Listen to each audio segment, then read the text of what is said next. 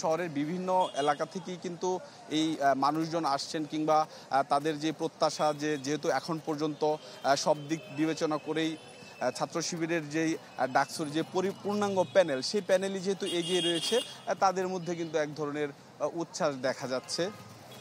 তো এই ডাকসু নির্বাচনের আমরা কিছু রাত থেকেই কিছু কিছু কেন্দ্রের যেই ভোট গণনা শেষে যে ভোট ফলাফল প্রকাশ করা হয় ভোটের, সেই ফলাফল প্রকাশ করার পর কিন্তু আমরা দেখি যে এখানে আসলে ইসলামী ছাত্র শিবির তাদের যেই ভোটার কিংবা ভোট সংখ্যা, সেটি কিন্তু আমরা দেখছিলাম। তো সব মিলিয়ে বলা চলে এখনকার এই ঢাকা বিশ্ববিদ্যালয়ের এই এখনকার যেই শাহবাগ রয়েছে, সেই শাহবাগের এই চত্বরটি ঘিরে মানুষ এখানে অবস্থান করছে। তারা তাদের যে কাঙ্ক্ষিত ফলাফল, অর্থাৎ ইসলামী ছাত্র শিবিরের যে ডাকসু নির্বাচনে জিএস কিংবা এজিএস পদপ্রার্থী যারা রয়েছেন, তাদের প্যানেলের যেহেতু এখন পর্যন্ত ভোটের সংখ্যার দিক থেকে এগিয়ে, সেই দিক বিবেচনা করে কিন্তু তারা তাদের প্রত্যাশা যে তারা এবার ডাকসুতে নেতৃত্ব দিবেন। আমি কয়েকজনের সাথে এখানে কথাও বলছিলাম, তারা বলছিল তারা এখানে সারা রাত ধরে অবস্থান করছে।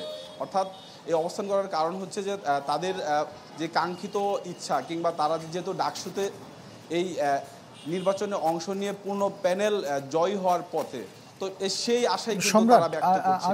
আরেকটি বিষয় একটু জানতে চাই যে এখানে যারা আছেন জামাত শিবিরের বলি বা বিএনপির বা ছাত্র দলের সমর্থক যারা রয়েছেন, তাদের কারোর সাথে আপনার কথা হয়েছে কিনা? মানে আপনি বলছিলেন যে তারা বিজয়ী বেশে, মানে তারা কি যারা বিজয়ী হবেন তাদেরকে নিয়ে কোনো মিছিল নিয়ে যাবেন, বা তাদের এরপরে পরবর্তী ইয়েগুলো কি, কার্যক্রমগুলো কি?